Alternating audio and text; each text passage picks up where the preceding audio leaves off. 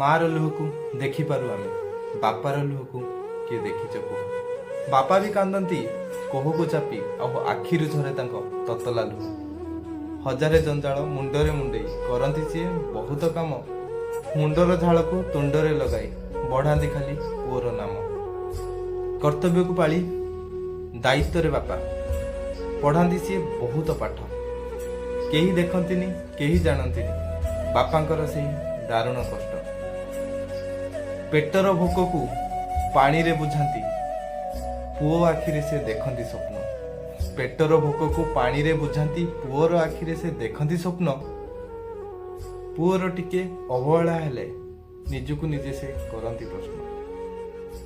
ଅଳିଆ ହୁଅନ୍ତି ସେଇ ବାପା ମା, ଆସେ ଯେବେ ତାଙ୍କ ବୃଦ୍ଧା ବୟସ। ନିଜ ଘର ଛାଡ଼ି ପୁଅ ଖୋଜି ବୁଲେ, କେଉଁଠି ଅଛି ବୃଦ୍ଧ ନିବାସ।